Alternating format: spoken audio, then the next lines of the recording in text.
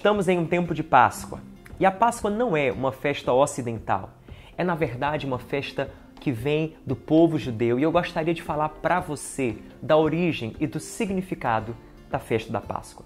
O povo judeu havia passado muitos anos cativo no Egito. De fato, foram 430 anos de escravidão.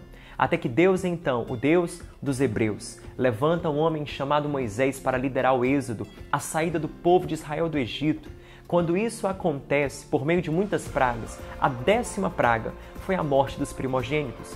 A história narra o fato de que, em uma certa noite, o anjo da morte visitaria todo o Egito e mataria cada primogênito. Mas para que o povo de Israel, as famílias israelitas, tivessem os seus primogênitos, ou seja, o primeiro filho, poupado, eles deveriam matar um cordeiro, comer cada membro da família aquele cordeiro, a carne do cordeiro e o sangue do cordeiro seria passado nos umbrais das portas. Quando o anjo da morte observasse uma porta marcada pelo sangue do cordeiro, ele não entraria naquela casa, passaria sobre ela. Pois bem, na noite da morte dos primogênitos, em cada casa do Egito havia ou um primogênito morto ou um cordeiro morto.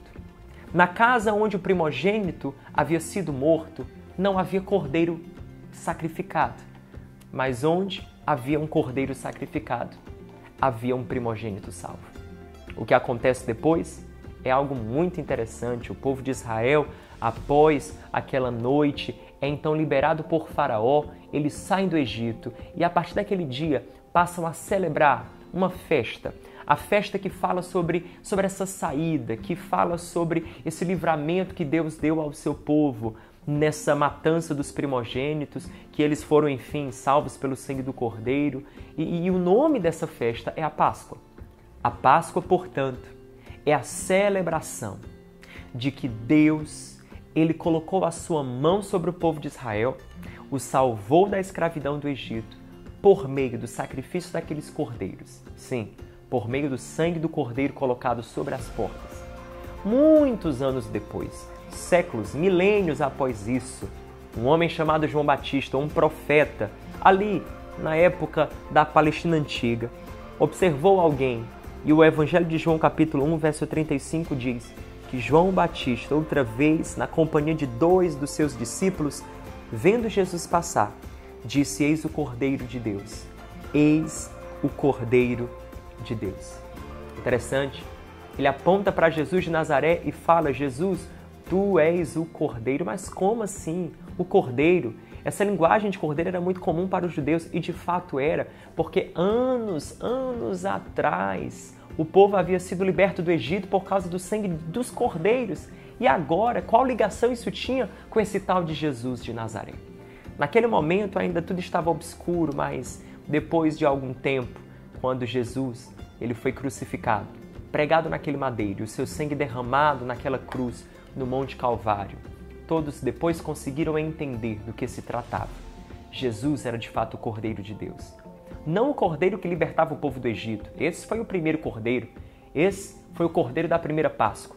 Jesus era o Cordeiro de uma nova Páscoa. Sim, um novo tipo de Páscoa estava acontecendo, uma nova passagem, um novo êxodo, uma nova libertação. Deus estava colocando a sua mão na história humana. Ele estava intervindo para arrancar os tiranos, aqueles que oprimem a humanidade, o pecado, a morte, o inferno, tudo aquilo que separa os seres humanos de Deus. Ali estava Deus, libertando o seu povo pelo sangue também de um cordeiro. Não como o primeiro cordeiro, um outro cordeiro. Esse cordeiro nascido em Nazaré, chamado Jesus, o Cristo de Deus. Jesus foi esse Cordeiro de Deus. E é por isso que os cristãos começaram a celebrar a Páscoa.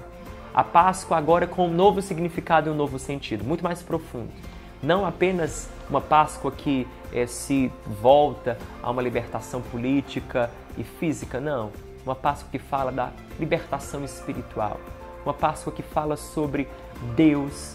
Deus amou o mundo de tal maneira, se importou tanto conosco, decidiu entregar seu Filho para que nós tivéssemos o perdão dos pecados, um recomeço com Ele, para que fôssemos reconciliados com Ele, para que todo o abismo que nos separava dele não mais nos separasse. Enfim, a Páscoa é esse tempo que fala para nós sobre o Deus que é por nós, O Deus que está colocando o sangue de seu Filho sobre todo aquele que crê.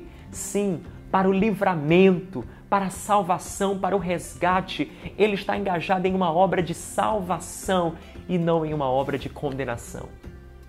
Eu não sei qual a visão que você tem de Deus. Eu não sei qual perspectiva você tem adotado para a sua vida sobre Deus. Não sei de qual tradição religiosa deriva os seus entendimentos acerca do divino. Mas quando, nesse tempo de Páscoa, eu paro para pensar sobre o que a Páscoa é, sua origem, seu significado e o seu conceito do ponto de vista cristão, eu sou conduzido à revelação de um Deus que me apaixona, que me cativa.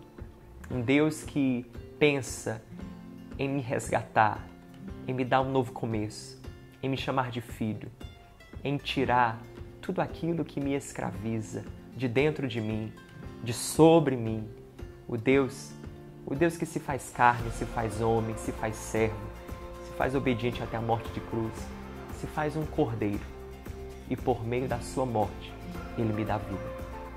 Esse é o Deus de amor que a Páscoa revela. Espero e oro que o seu coração se abra para essa mesma revelação.